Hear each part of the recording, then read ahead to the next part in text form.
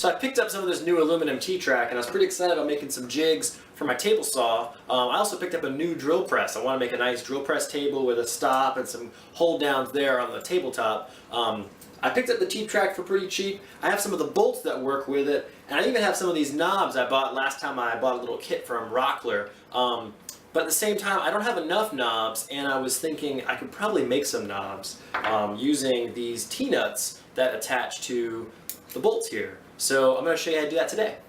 The only machine we have to use today to make these knobs is a drill press. We're going to use a hole saw, a Forster bit, and a 3/8 inch bit to make that final hole for the T-nut to go into. Necessity may be the mother of invention, but simplicity is her favorite child. I used a hole saw to begin cutting out the knobs. The diameter of the hole saw is going to be the final diameter of your knob, so plan accordingly if you want smaller knobs. Don't cut all the way through the wood. You'll want enough support around the sides to hold all the other drilling you're going to be doing. I'd say about halfway through the board would be sufficient. The hole saw was 2 1/8 inch, and the Forster bit I'm using is 7/8 of an inch. I'm lining up the pilot just on the outside of the line the hole saw made. I also used a square and a pencil to put these lines on the tops to keep things even as possible for where the holes were going.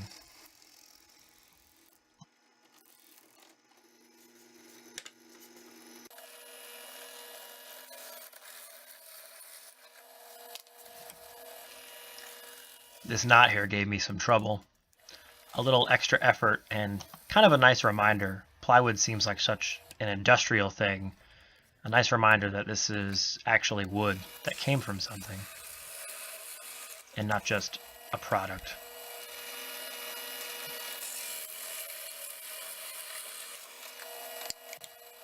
At first I thought these two holes so close to each other would be an issue, but it actually made it easier since there was less material for the bit to get out of the way.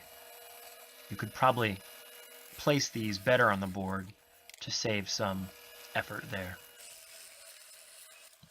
So these knobs are coming along pretty nicely. Before I drill a bigger hole in the middle for the T-nut, I'm going to do a slight recess with a smaller Forster bit so that T-nut can kind of sit below the line and sit flush with the end of the knob.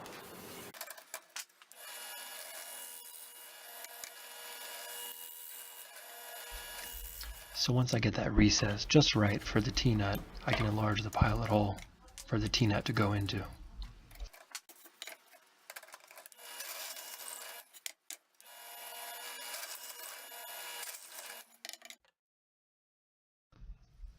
Then I can run the hole saw from the other side to take the knob all the way out of the plywood.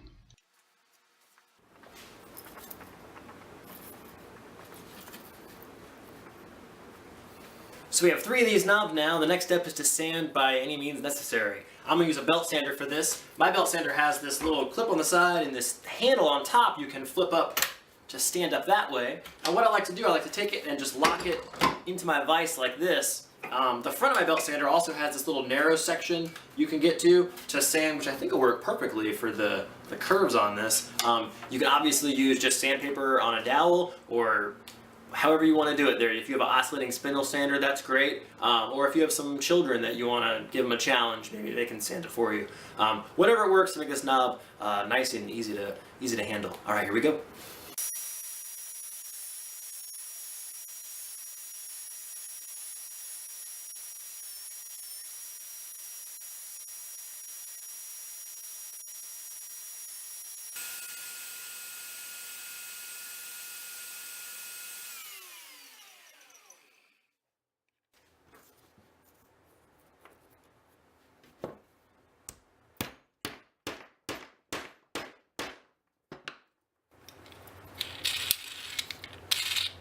Well, you could be perfecting these for days. At the same time, they're ready to roll right now. I could see in the future maybe making some out of solid wood instead of plywood, but I feel like knocking in that T-nut, you might crack the wood there.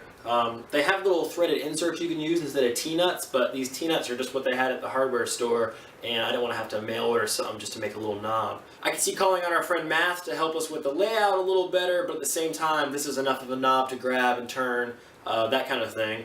Also, I think some of the tear out on the back of these, it would have made a little more sense to put the T-nut on that side, so the better looking side is what's facing out. Since it's plywood, I just scraped off the veneer on one of them and it looks just fine. But yeah, some of that tear out I can see moving that to the back.